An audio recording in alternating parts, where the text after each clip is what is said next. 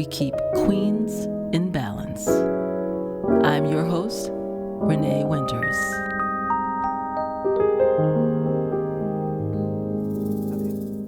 Okay, well, welcome to Keeping Queens in Balance. And I am so very happy that we have our first guest here. My premiere podcast is with Teresa Robinson, a friend from a while back. I met her and we just connected, and I just thought she was an amazing woman, and I felt that it would be a wonderful opportunity to get to talk to her in this podcast. So let me share a little bit about her. Let me read her bio to you guys. Teresa Robinson is a certified yoga teacher, speaker, plant-based educator, co-owner, founder of SoulAppeal Wellness, wife, mother of four, and grandmother. What? Looking that good? What are you talking about? She's going to tell us about that. She received her teaching certification in 2016 from Onyx Yoga Studio in Warren, New Jersey, under the direction of Shannon Elliott. After the practice helped her overcome a long bout of depression and anxiety, she became a teacher to pay it forward. Isn't that beautiful? I love that. A former athlete and lover of all things health and fitness, Teresa enjoys helping others find the right balance of physical fitness and mindful living that works best for them. When she isn't teaching or helping others find their zen, Teresa enjoys spending time outdoors, being active, and playing with her grandson. Oh my God, so welcome. Thank you so much. Oh my Thank God. you for having me. I'm so blessed and so happy to have you here today. Oh, it's an honor. Thank you. Oh my gosh. So I know I told a little bit about you in terms of your bio, but if there's anything you want to tell us about your background, what brought you here, just share it up. Just share it up. Okay, cool. So yes, I'm a certified yoga teacher. I've been teaching yoga now for 5 years. I got my certification in 2016. Right. It's a little weird how I found the practice. I was going through a really tough time in my life. Right. So in 2014, my father passed away in January. And then 2 weeks after that, my marriage kind of hit a pitfall. Right. So we were struggling, and I was struggling, and I found myself spiraling down, and I got to a point where I didn't know if I was going to make it through this or not. Like, I was just stuck. I didn't know how to get through the grief of my dad, the rockiness of my marriage, and then I had my children there looking at me. So it was like, I just felt myself sinking deeper and deeper. And and that's a lot of time, that's a pressure in terms of, being that role model. And as Black women, we often feel like we have to maintain that strong outward appearance. Yes, without a doubt. So I'm sorry to interrupt. Yeah, for sure. No, it's okay. So, I just found myself stuck and spiraling. And at one point I was almost suicidal. If it hadn't been for my children, seeing them every day and just knowing that they need me, I don't know that I would be here today, because it was that bad. Oh, and so I tried therapy. I tried a couple of different things. Just walking and, talking to people. Therapy helped a lot. It helped me discover a lot of things that were unaddressed from my childhood and growing up. So it helped me learn a lot about myself and understand a lot of the things that may have led to why I was so depressed at that very point. But then it got to a point where it kind of plateaued. And I didn't feel like I was getting much benefit from the conversations because I wasn't able to move out of that space mentally. Gotcha. So I was working through it, but I was still kind of in it. Another friend of mine, she had recommended that I try yoga because she had been telling me that she had tried it a couple of times and it seemed to be helping with her stress and anxiety. And she just told me that I should give it a shot. So I was like, okay, let me see. I don't know anything about yoga, but okay. You were game, so that's beautiful. You were game to just step into it. Yes, exactly. So I went to YouTube first because I didn't know anything else. So I tried a couple of classes to follow along on YouTube, and I had no idea what I was doing. And I was like, you know what? So that's okay though. You know what? You knew that you didn't know anything, and you're like, okay, this doesn't make sense, but you kept going, right? I did keep going. And then what I decided to do was actually go to a class at a local studio, because I felt like if I continued at home not knowing exactly what I was doing, I could possibly hurt myself. And that would not be good either. So I went to Google again and I looked for local studios and I found one that was about 10 minutes away from my house, thankfully. Okay. And they offered something called hot yoga, which I Oh, had yes. never heard of before. I was like, well, what is this? So I read the Right. description, and the description of hot yoga is that it's the room that you're in is heated up to 100 degrees. And so, Wow, yeah. wow, wow, wow, wow, wow. So So that's, whew, yes, that's hot. it was very hot. When I walked in, I was like, oh, it just felt like something was all over me. Yes, right? I've seen that before too. I have definitely seen hot yoga. We have some hot yoga places around here, but I was like, I don't know. I don't like a sauna, so I don't know if I'm gonna like that hot yoga. And then it's like exercising in the sauna. Yes, So, right. so I had no idea what I was stepping into. I went there. I was nervous as ever. I went by myself. I didn't know anybody there. The class was packed. I was like, oh, I don't know if I'm going to be able to do this. But I just Right. went in the back of the room, laid my mat out, and I said, you know what? We're just going to try it and see. So Yes, that's what I yes, did. yes. I Oh did my my goodness. best. I followed the instructor throughout the class. And at the end of yoga, there's a period called Shavasana, or corpse pose, where you just lay. And that's the Yes, opportunity for your body to absorb everything that you've just done and kind of release. And right. so when we went into Shavasana pose, I laid there and I closed my eyes, and I felt a release that I had never felt Oh before, my ever. goodness. It was Yes, just yes, like a yes, weight yes, had been lifted from my entire body. And then yes. I just started crying, like out Oh of my nowhere. It just goodness. it just started flowing. Yes, yes, yes. Oh my goodness, Teresa, you're right. Yes, It just I've seen poured that out of too. me. Yes. And Yes. so I laid there and it was over after about 3 minutes. And then I got up and I left and I felt so good. It's hard to explain in words the feeling that it was, but it I was almost know. like euphoria. Like Yes. there was nothing that could be wrong in that moment. And it was the Oh, best beautiful. feeling I had felt in I don't even know how long, like That months or is years, maybe. so beautiful. That's so beautiful. That's so Yep. beautiful. Let me ask you this. I know that, as a yoga instructor, now that you have that, you understand the process of what goes on. You were talking about the pose at the end when you lay out. Hmm. I remember one time I did go to yoga and I ended up crying as well. There was like a pose where I opened my hips or something. Hmm. And I ended up just like sobbing. And I had gone through, it makes me emotional now just thinking about it. I had Yes. gone through some trials at my job. I had been accessed, and there was a lot that I know I was carrying around. So why is that? Why do people have such emotional connections when they're practicing yoga? Like, what is that? Like, why does that allow us to all of a sudden start, getting teary eyed or have that release of tears? I remember crying and I was like, oh my God, why am I crying right now? And it Right. just came on me. So Hmm. why is that? Why does that happen to people when they're, practicing yoga and, experiencing that? So what happens is the body actually stores stress in different areas, and the hips are a very big culprit of storing a lot of things. So the hips can store old stress, old Wow. trauma, old emotions, old fear, anything that we don't necessarily address and Right. conquer. It can get Right. stored down in the hips, and we call that like the basement or the attic of the body. Well, more Right. so the basement because it's down Right. low. And so Right. when you start to work on your hips and your joints and you start to open up these areas of the body that are not normally worked or stretched, you start to create a way for the blockages to be removed. And so Wow. there's a huge connection between the hips and stress and your body being able to relax. And so Right. anytime you work on your hips, it's really important to work on the hips, especially because we sit so much throughout the day. We're very sedentary in our lifestyles. And Right. so we're just not moving as much as we are and as much as we need to be.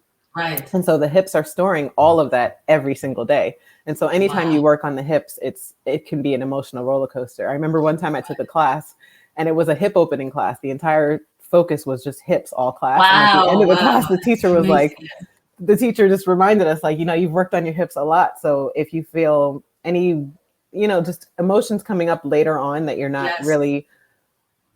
not really sure why they're coming, that could be why, because it could just be your body releasing things that you've been holding on to that you weren't even aware of. Right. Wow. Wow. That's so beautiful though, that connection, and we often forget of all of those connections and how everything is interrelated and how we Hmm. hold on to stuff, how Yes, we hold it within absolutely. our body. You know what I Hmm. mean? Yep. And And those tears are there for a reason, Go ahead. absolutely. And then so when you start to work on the hips, it's just a way for the body to relax. So like working on the hips can be very relaxing to the body and the mind. And so I Right. usually, like when I'm starting with students, I usually assess their hip mobility or their Right. range of motion, just to see, if there may be tightness or, just blockages or just anything there that may be in the way of letting that person be Right. Oh my great. Or goodness. Yes. No, that's so good. That's so good. Oh my God. So I know you were telling the rest of the story in terms of, so you're going through that, you had that breakthrough and basically realizing what yoga was able to do for you. And so then how did that flow from you basically becoming a teacher and so forth? So I just kept going. After that first class, I was like, oh, I need more. So I kept going back. And the more I went, the better I felt. So 6 months later, I was feeling so great. I was like, oh, I have to be able to share this with other people. Right. And so the studio where I was practicing, they actually offer the teacher training, the certification. Right. And so it all kind of fell into place. Like I think I started in January, and by June I had enrolled into their September program. Wow, that's beautiful. That's determined, right? You knew what it was. You knew it was your calling at that point. Yeah, and it had made such a huge difference and an impact on me in such a short amount of time. Like I said, I had tried therapy, I had tried all of these different things for months at a time, and with that first yoga class, I felt such a difference. It was like, wow, and then just feeling so much better so quickly. I was like, no, other people need to know about this, because I'm sure there's other people out there struggling. They are. Right. And they need to know, like, this is a tool that can be added to your toolkit that, Oh my goodness. Right. It's wonderful. It is wonderful. It is definitely wonderful. And again, I want to expand my practice, in terms of just, I definitely expanded in terms of meditation and realizing what a powerful tool that is for ourselves.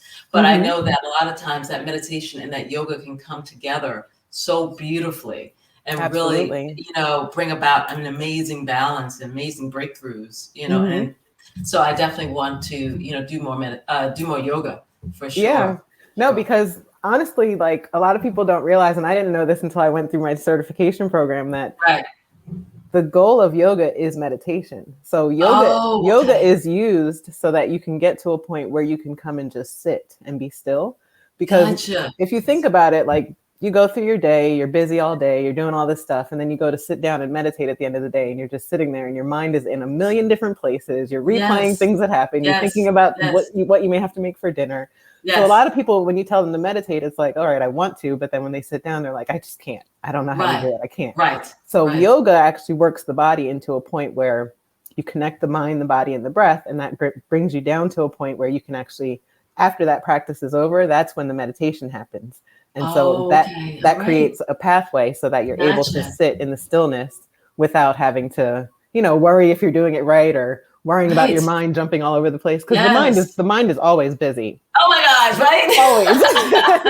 Always. There's nothing we can do about that. Crazy, right? How much your mind is going nonstop, And even with meditation, like, a lot of people say that you're supposed to clear your mind in meditation, and that's not the idea, because it's impossible to turn your mind off. But what I like to teach is that meditation is simply concentration. You take one idea or one thought or one focal point, and you focus your mind on that for a certain amount of time. And it doesn't matter if, like, if you're watching TV and then there's a plane flying across, and you may happen to look up and get distracted, but then you look back down and go back to the TV. Same thing with meditation. You have that one focal point. Your mind may drift a little bit, but you catch it, and then you come back. You bring it back. That's what I do. The more you do it, the more easier it becomes. And then after a while, you're like, oh, I can meditate. Okay. Right. That's right. And that's what I try to tell people too, that, and the other part of that is that it's a practice. People can't do it once and say, oh, I can't do it. I meditated, I'm cured. Exactly. You have to be consistent in your efforts, because it is a practice. Absolutely.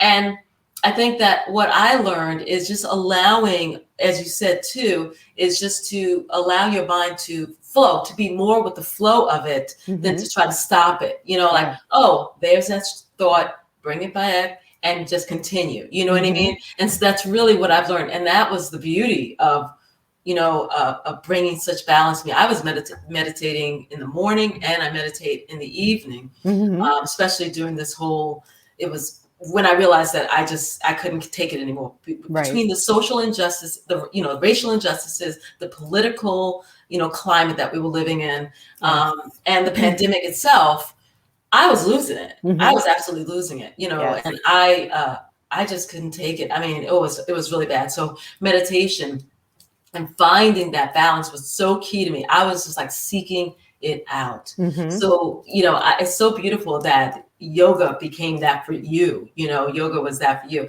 Is there any other tool that you use to help you find that balance? I mean, fitness in general, just being active and getting up and moving each day, like, especially having gone through depression, I know that the more still you are when you are going through a rough time, be it stress, depression, anxiety, whatever, Mm-hmm. the stillness can actually create an opportunity for those feelings to fester and grow. Oh, okay. And Yes. so when you get up and you move, you can actually help move those blockages and that stress out of your body. So movement Yes. is a great way of just, even if it's not yoga, it could just be taking long walks after in the Right. evening, or, working out in the gym, doing a cardio routine, Zumba, anything like that. Anything that will get you Yes. up and get you moving will help Yes. create balance, and it'll help you just feel better, because our bodies were Right. designed to move. So when we don't Right. move all day, that can add to any icky feelings that we may be having, so to speak. Right. So Oh, definitely, definitely.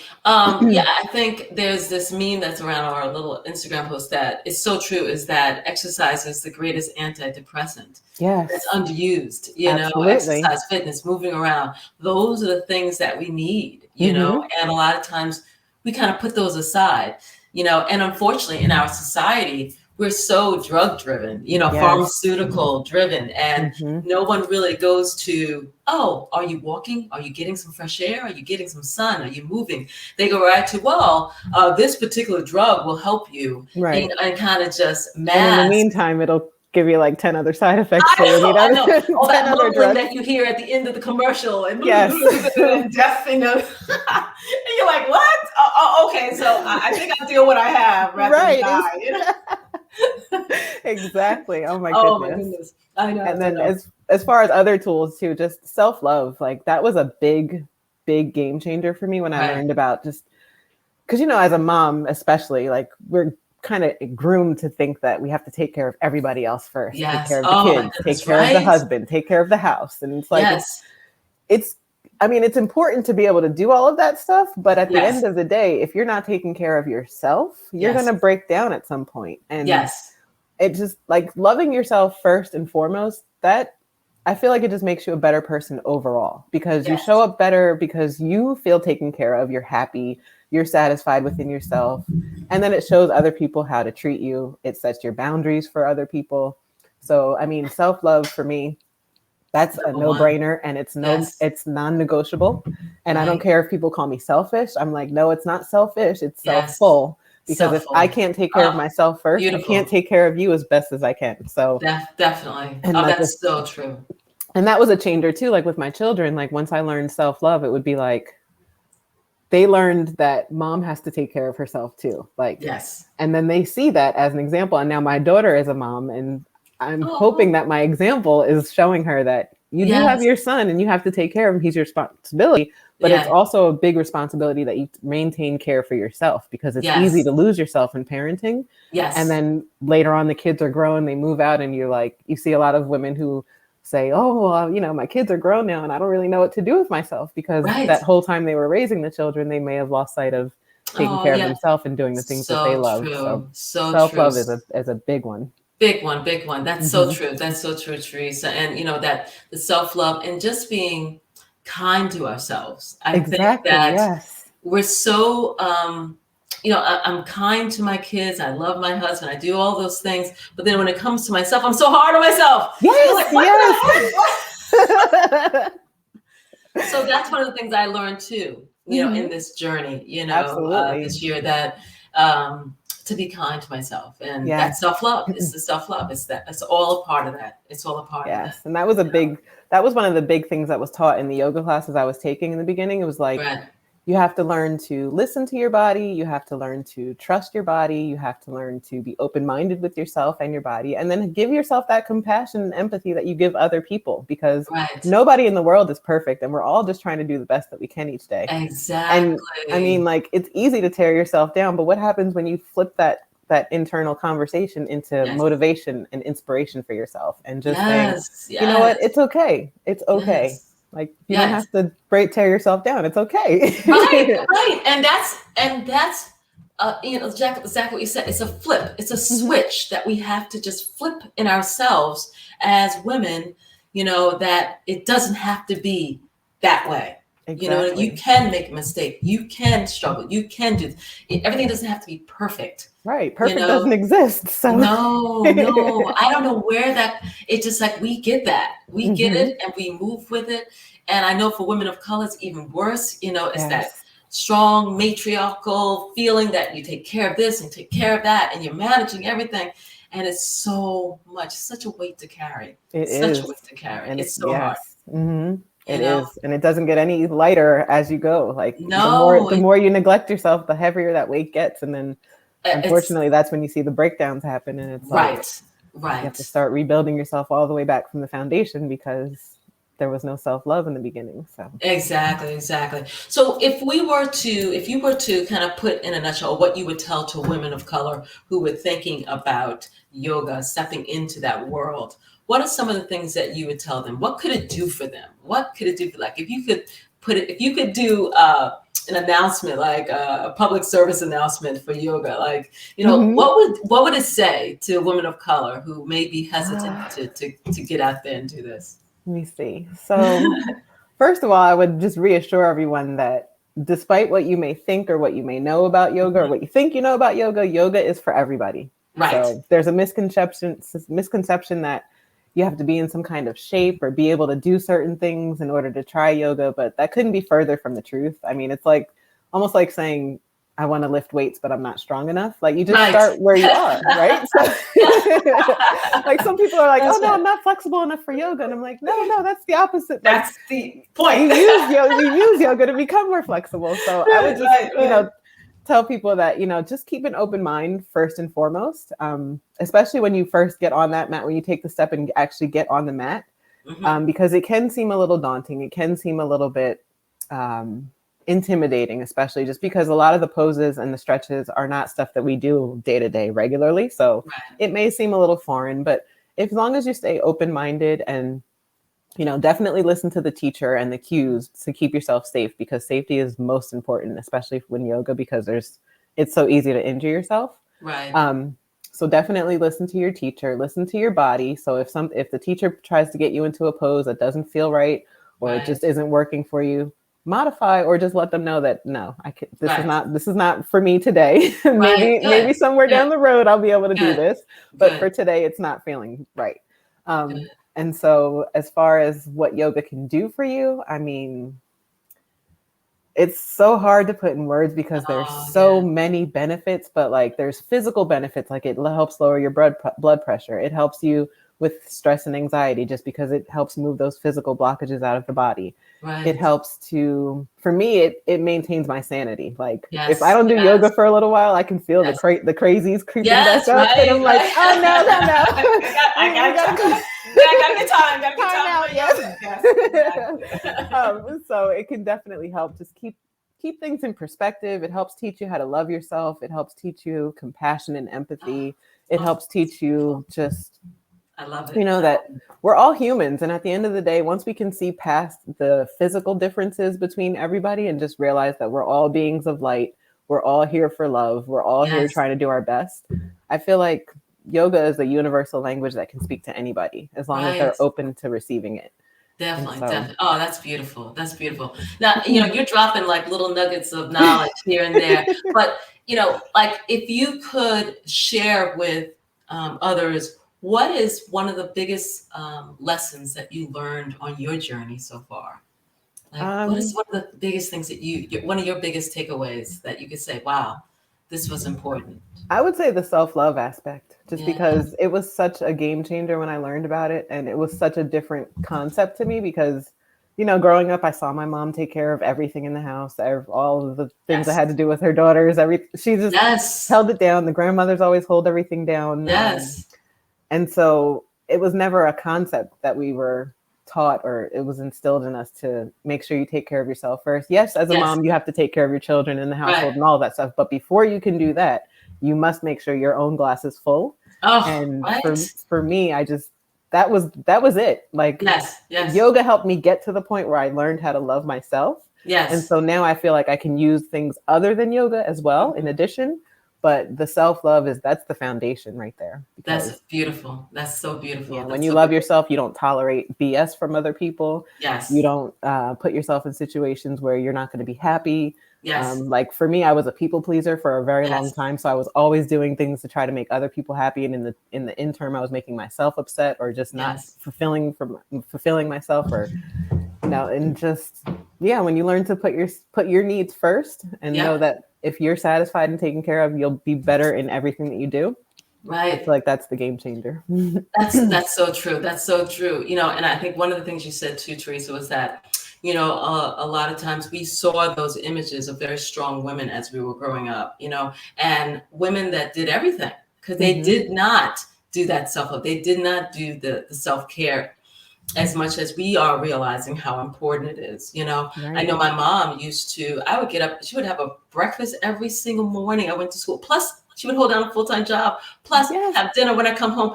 I'm like, Yes. and I'm doing it now. I'm like, yeah, now we got some No. waffles, we got good cereal. Yes. Yes, I don't exactly. understand it. She would cook a meal, and I didn't take it all in Hmm.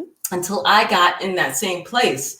And I realized, like, my mother did all that. Yes. That's amazing that Yes. she was able to hold it all down. Hold it Hmm. all down. Yes. Hold it all down. Yep. You But then wouldn't I even give think it a to second thought.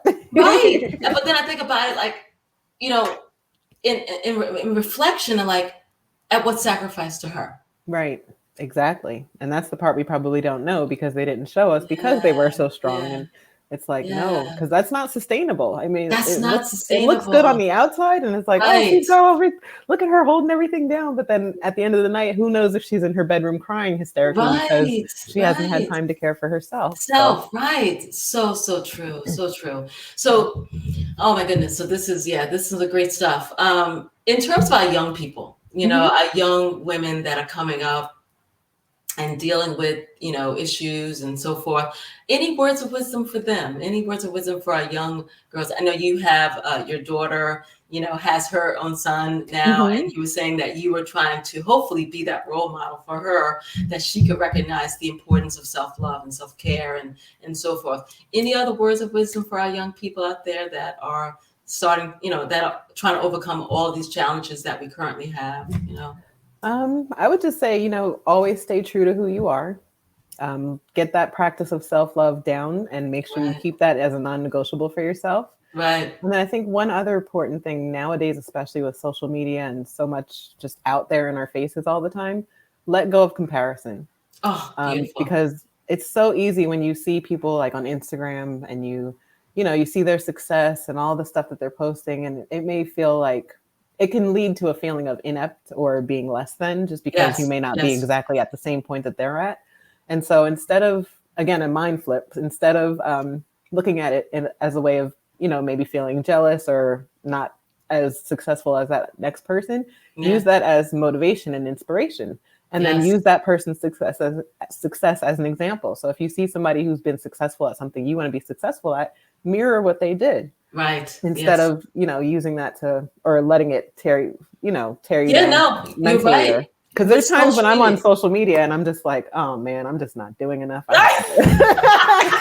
not. I don't. This is. That's right. I. That's right. What? And I'm you so just start. behind eight ball right Yes, now. and you What? just start feeling Yes, icky, and it's like, oh yes, no, it's time to sign off. I'll come on another day when I'm feeling better yes, mentally. yes, yes. You're so right. And I was just saying, I just said it to my daughter the other day.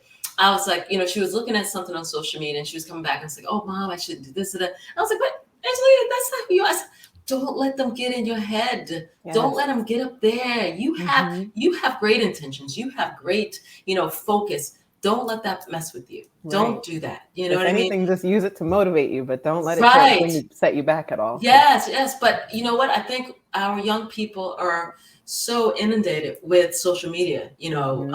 and anyone, not just young people. We all are folk, we pick up a phone and we look at this and looking at the computer, and it's too much. It really Yes. is too much. It really have to learn how to manage, your exposure to all of that, Hmm. and that's again part of self-love. It comes back to that self-love Absolutely. and being kind to ourselves because the more you take all that in, um, less you have time for yourself. And I say that to Exactly. myself sometimes, like even with Instagram, and and I run a business, and I know you do as well. And you spend so much time in being perfectionistic. You have a tendency to try to get that post just right and your words just right. And I'm like spinning there. I'm like, okay, this is a half an hour. Like, what am I doing here? Yes, This is yes. crazy. This is ridiculous. And you go through the same thing, right? Yes, exactly the same thing. Just Oh my God, it's so frustrating. And then sometimes I say to myself, ultimately, through meditation, it's about being mindful and being in the moment. mm-hmm. And I say, if I'm posting, am I in the moment? Right. No, Nope. not at all. That moment has long gone. Long gone. And so I say to myself, I try not to beat myself up for not posting as much because I'm living life. Exactly. And Yeah. if I'm living life and I'm in the moment, I'm not posting it. Mm-hmm.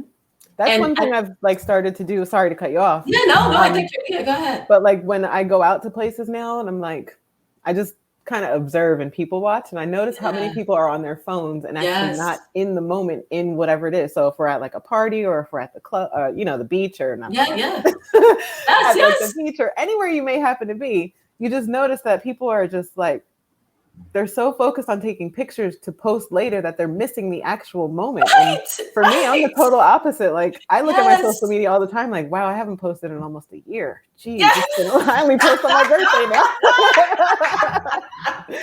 But it's like I'd rather experience the moment because I don't want to watch it through a lens. Like it's not the same, and you just don't. You miss the actual experience if you're not in it. So exactly. And you know what?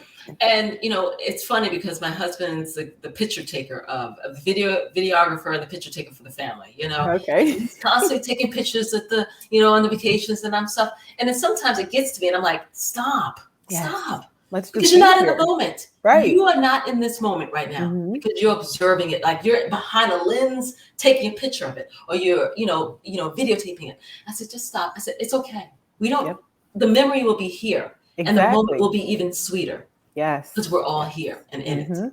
Yep. So Yeah. it's definitely something we have to check ourselves on, like all the time. Pull away from it, So true. So Absolutely. True. Oh my goodness. So let me see. What other question I have for you? Could you share with me one word that describes what yoga does for you? Sanity. Boom. Boom. Sanity, yes. Absolutely sanity, yes. When the world gets crazy, I hit my mat and I just start moving, and then everything falls away. And it just brings me right back down to, okay, we've got this. Right, exactly. I can do this, right? I can do exactly. this. Whatever it is, it doesn't matter. I got it. Just had to breathe for a minute. That's so beautiful. That's so beautiful. So we probably have a lot of podcasters listening and maybe thinking about yoga, maybe thinking about stepping forward.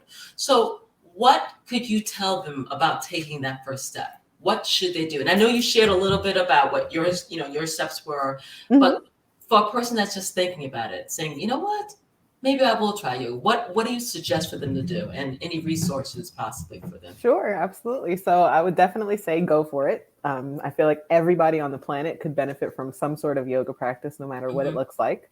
So if you're thinking about it and you're at that point, go ahead and do it. And what I would say do first is look for a local studio, because I feel like it's best, especially in the beginning, if you're not familiar with the practice or if you've never done it before, to go and learn from a certified instructor, just so you can be safe, because you don't want to, like I said, there's a lot of risk that can happen or that's involved in yoga, and you don't want any injuries. Yeah, right. And so even if you start like slowly with one class, well, first of all, I would say explore the different studios and classes around, because every teacher is not going to feel right. Every class or every style of yoga may not feel right. So explore and find what the teacher that resonates with you, and then the style that resonates with you. Can you talk a little bit about that? Can you expand a little bit on the styles, Teresa? Sure. Like some of the styles a little bit. I know there are various styles of yoga, a big arm and stuff. So can you just give us a little understanding of that? Sure. So there is Yin Yoga. Yin I have not been certified in, but it's basically where so it's less movement. It's more holding the poses. So you get into a certain pose and it's, so Yin Yoga actually works your deep tissues a little bit more than your actual joints and muscles. And so your Gotcha. holding stretches a little bit longer in the yin classes. Mm-hmm. Whereas in a vinyasa class, vinyasa is movement and flow. And Yes. so Well, yeah. those classes are usually throughout the class, you're usually doing what's called a vinyasa, where you go through a certain period. You go through a certain pose where you like down on the floor and then you push back to downward facing Yes. dog. So that Yes. connects Yes. everything Yes. together. So it's just Yes. a Yes. flowing Yes. class. Yeah, I've done that before. Yes. And then there's also hatha, which is pretty much like vinyasa. You're doing the same poses, but there's no flow. So it's more of a, you stop. just stop and then move into the next pose. Gotcha. Stop, move into the Gotcha. next pose. Okay. There's Bikram, which I believe is it's more than 100 degrees. I'm not sure the exact because I've never done it. I'm a little intimidated by Bikram. Yes, but I believe there's 20 some odd poses that are done each time in Bikram. It's just a specific set of poses. Right. And then there's restorative yoga, which you can use if you're coming back from any injuries or if you're trying to heal a particular part of your body, or if you just have limitations. Restorative is when you're using props like pillows and bolsters and blocks to get yourself into your body into a certain position where you can rest for an extended period of time, and then you'll move into the next pose. So restoration is more relaxation and is very gentle. Okay. And so that's good for like, I know this one teacher, he was in his 60s and he had a really bad back problem before he started yoga. It's so bad that they wanted to give him surgery. And he was like, no, I'm not doing surgery. So he started with restorative yoga and then progressed. And now he's doing Ashtanga yoga, which is like vinyasa on steroids. Yes. And he's doing handstands and stuff. Yes. Yeah. Oh my gosh, that's amazing. It's amazing what you can do. So an Ashtanga is another flowing series. It's a specific series. There's 3 different series for Ashtanga. And that's a little bit more difficult. It's a little bit more physical of a practice. So it does take a little bit more strength. Yes. But again, any type of yoga you want to start with, you can, because you can modify all of the poses. Doesn't matter. Good. I'm glad you said that. So it's not so much that I have to start out at this level and then make it to this level. It's more about what fits for you, right? What fits for you as an individual and what you feel comfortable with. You know? So for me, I was an athlete before and I was a gymnast in high school and stuff. So I like Ashtanga because there's a lot of handstands and like. Yes, I see you with your handstands. That girl doing her handstand like that for a long time. Oh man, yes. One of my favorite things to do for sure. Yes, that's good. That's cool. And then there's let me see if I got them all. Restorative, Hatha, Yin, Ashtanga, Vinyasa, Bikram. That's pretty much all. Okay, good. No, that's great. That's great. So and I think one of the key things here too, Teresa, is that, again, finding something that fits for that individual, kind of seeking out some information, I guess, for them to feel like what works for them, and then maybe looking in their local area to see if there's some type of yoga studio or so forth. Or even classes, like some teachers a lot of classes are available online now, so you don't necessarily have to go into the studio. Yes. And so you can do that option. But yeah, like I was saying, just explore different teachers, because every teacher has a different teaching style. And so you may go to one, like I know some people who go to their first class and they don't like, it's something just doesn't fit well or doesn't mesh. And then they're like, no, I tried it, I can't do it. And I'm like, no, but there's so many different kinds and there's varieties and there's all these different teachers all around. So that's why I say just try to stay open-minded about it. And good. Yeah. That works. So, as we talked before, that the whole point of, keeping queens in balance is about helping, women of color to overcome and to find balance.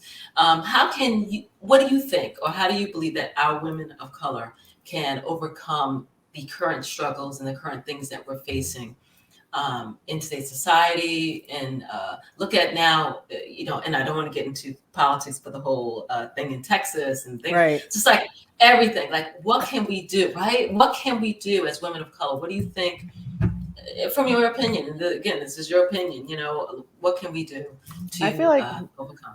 I feel like networking is very important, especially now. It's good to have people in your immediate network that you can always rely on and just have conversations with, especially nowadays. There's so much going on in the world in all different aspects that it can be very overwhelming when you sit down and think about it. And so I feel like as women, we just need that that support system and having that Yes. networking system in order to work through the different things that we may be feeling or going through.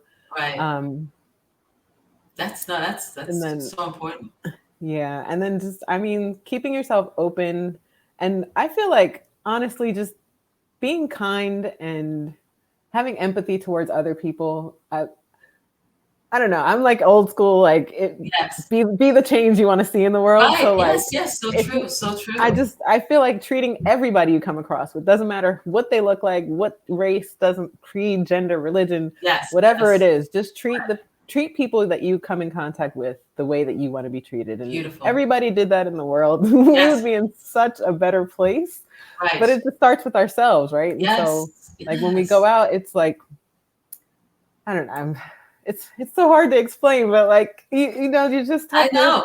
do your best and like Do just your best. realize that we're all human at the end of the day. No matter if you peel back all of the layers of the physical Yes. characteristics, Yes. we're all human. We all have Yes. bones, blood, organs, heart. Like we just Yes. we're all the same. So true. I know So people true. don't feel that way, but it's like we have to realize that there's only Yes. one race. It's the human race, and like Yes. we have to come together and learn to live together and accept our differences, because the differences are what make us beautiful. And Oh, yes, without a doubt. Without a doubt. It's so true, Teresa. It's so true. And, so well said, because I think ultimately we do get caught up in a lot of things, and we are all connected.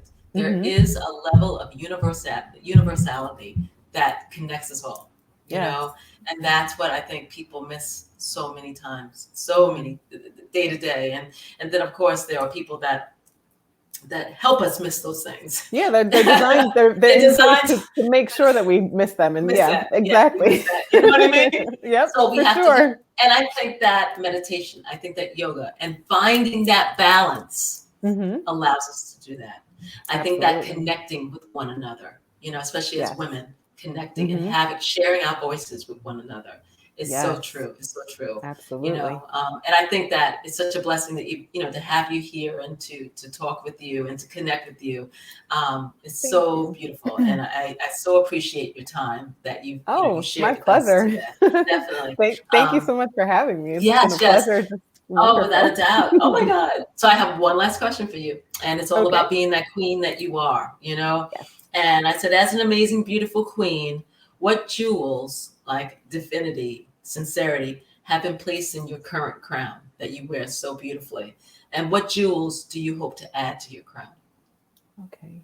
So the jewels I think I'm currently wearing are, I would say, kindness, empathy, compassion, courage, somewhat. Okay. All right. It's a half jewel. Okay. Yeah, it's a half jewel. And another half one is like confidence. So, okay. And then the ones that I would add, just adding on to more courage, more confidence, and probably more patience. I feel like the older I get, the more patience I have, but I can still have more because there's times when I'm just like, forget it. Oh my goodness, how beautiful. I love it. I love it, Teresa. Thank you so much. Thank you for being a part of Keeping Queens in Balance. You've been an amazing guest, and appreciate your time. And who knows, we'll have you back on, at some point, as we build our followers and get people on there. I don't know where this is going to go, but I'm looking forward to it. And I appreciate you being a part of that journey. Thank you so much. Oh, sure. Thank you so much for having me, and good luck on your journey. And I'm definitely here if you want to speak again. I would love it. And definitely. I can't thank you enough. This was quite an honor. Thank you so much. All right.